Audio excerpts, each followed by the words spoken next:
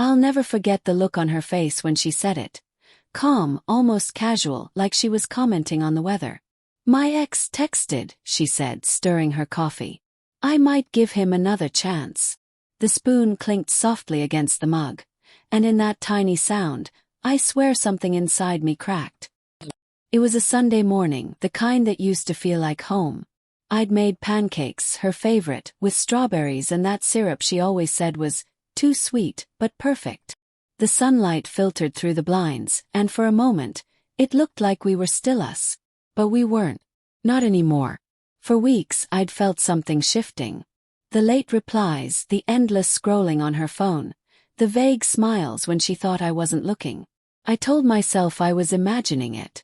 That after 5 years of marriage, we'd just hit a quiet stretch. But that morning when she said those words, she didn't even look up. She just sat there spinning that spoon, and I realized she wasn't asking me for permission. She was testing how much I'd let her disrespect me before I broke. I looked at her, at the woman who once cried in my arms over her failed engagement, who'd sworn I made her believe in love again, and I felt this strange calm settle over me. Follow your heart, I said quietly. She finally looked up. What? You heard me, I said, forcing a small smile. If that's what you want, follow your heart. Her brows furrowed like she didn't understand. Maybe she expected anger, fight, tears. But I had none left to give. Because deep down I already knew, she had given him another chance. The signs had been there. A week before I'd walked into the living room and caught her smiling at her phone, that soft, distracted kind of smile that used to belong to me. Who's that? Asked, keeping my tone light. She blinked, startled, then laughed. Oh, just a friend from college. But that night when she fell asleep, I saw the glow of her phone screen reflected on her face. I shouldn't have looked. But curiosity isn't innocent when your gut is screaming something's wrong. So I picked it up. Her messages were locked behind a passcode she'd never used before. That was enough. You don't put a lock on something unless there's something to hide. The next few days I pretended nothing was wrong. I went to work, came home, cooked dinner. We talked about bills, groceries, her upcoming office retreat. But in the silence between our words, I could feel the distance widening. Then one night when she was in the shower, her phone buzzed on the counter. Can't wait to see you again. You looked beautiful today. My stomach dropped. The message was from a contact saved simply as A. I stared at it for a long time. Not in disbelief, I think I'd already accepted it, but in grief. Because there's something uniquely painful about realizing the person you'd built your future around has already built a backup plan. I didn't confront her immediately. Couldn't. I wanted to be sure, or maybe I just wanted to see how far she'd go. So I played along. I watched her leave on late work nights, wearing perfume she hadn't touched in months. I listened to her talk about meetings that always seemed to end around 11 p.m. I noticed the extra effort she put into her appearance, the small smile she tried to hide.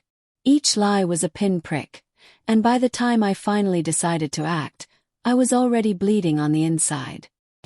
On Friday night, she told me she was meeting her friend Claire for dinner.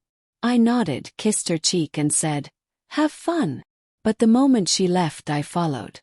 Not because I wanted to spy, but because I needed to know.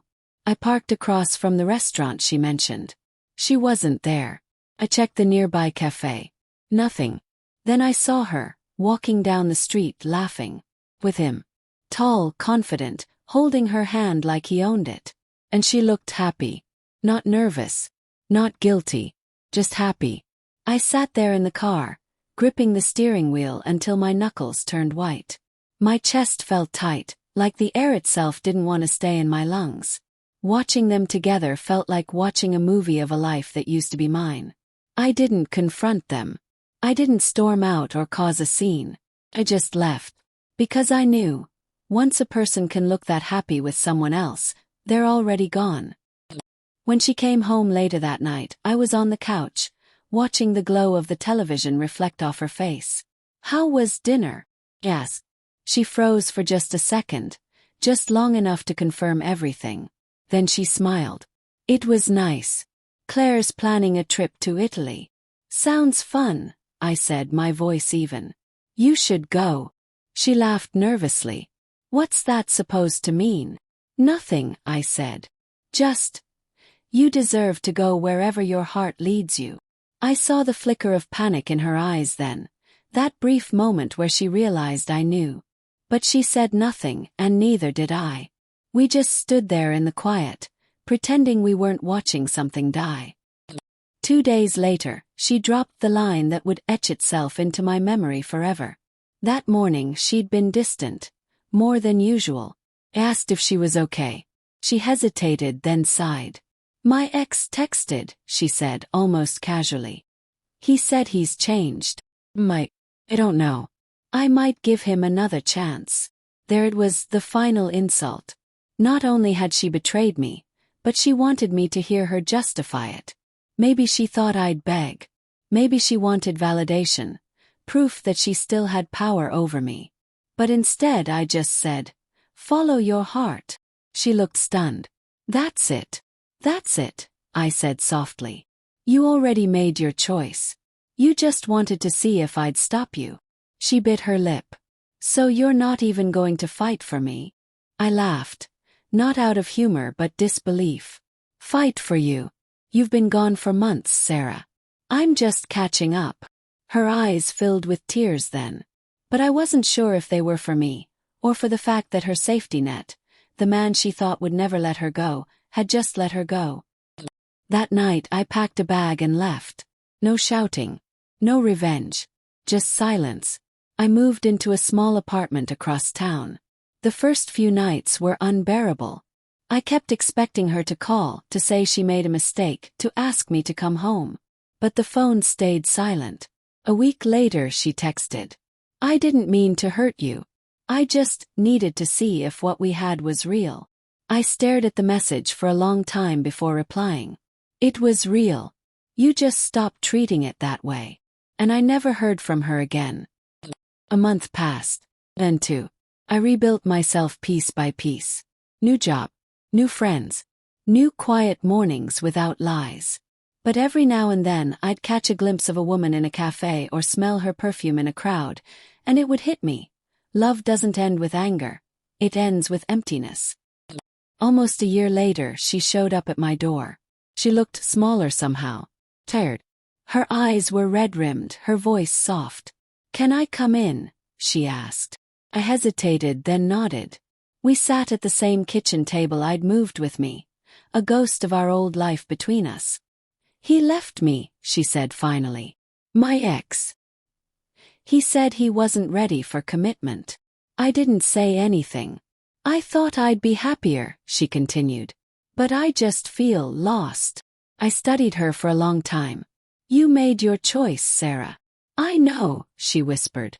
But I didn't think you'd actually let me go. I smiled faintly. You didn't think I'd respect myself enough to. Her eyes filled again. Do you still love me? That question hit harder than I expected. Because the truth was, a part of me always would. But love isn't a reason to stay where you're not respected. So I said gently, I love who you used to be. But I don't know this version of you anymore. She looked down, tears slipping down her cheeks. I made a mistake. You didn't make a mistake, I said softly. You made a choice. And now you're living with it. When she left that day, she didn't look back. And neither did I. Sometimes love ends quietly. Not with screaming or betrayal, but with acceptance. With realizing that letting go isn't weakness. It's dignity. Months later, I sat in that same kitchen, sipping coffee as the morning light spilled in. The air was still, peaceful. My phone buzzed with a new message. From someone I'd met at a friend's gathering a few weeks before. Good morning, James. Coffee later? I smiled, typing back a simple sure. And for the first time in a long time, the word sure didn't feel heavy. Felt free.